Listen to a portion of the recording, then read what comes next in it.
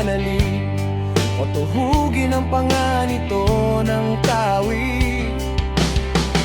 Magmamakaawa ba ito sa'yo o magsasalita sa'yo ng may pagpapakumbaba? Makikipagtipan ba ito sa'yo upang gawin mo itong alipin magpakailanman? Paglalaruan mo ba ito tulad ng isang ibon o tatalian mo ito para sa iyong mga dalagita? Makikipagkasundo ba ang mga ngalakal tungkol dito? Hahatiin ba nila ito sa mga ngalakal?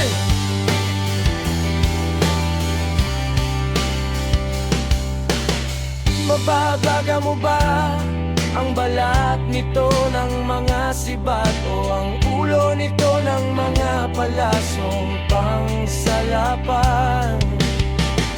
Kapag ipinatong mo ang iyong kamay dito, tatandaan mo ang labanang iyon at hindi mo na iyon gagawin muli. Ang pag-asang magaing ito ay walang saysay. Ang makita lamang ito ay nakapangingilabot na. Walang sino mang matapang ang nangahas na gisingin ito. Sino nga kaya ang makatatayo sa harapan ko? Sino ang nauna sa akin upang ako'y kanyang bayaran?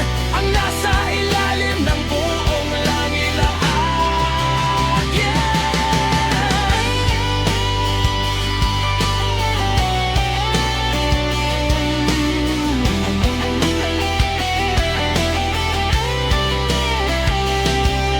Hindi ko mananahimik ang tungkol sa mga bahagi nito, ang tungkol sa lakas nito at sa magandang pagkakabuo nito. Sino ang makapag-alis ng palabas na balabal nito? Sino ang makapapasok sa dobleng baluti nito?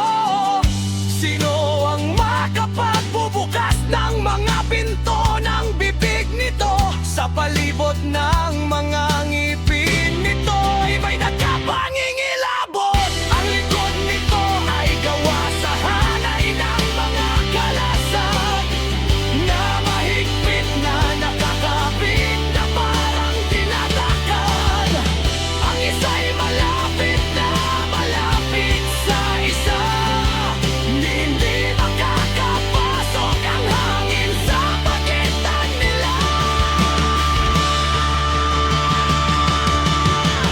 Ang mga ito'y nagkakadikit-dikit, nagkakapitan at hindi mapag-iwalay.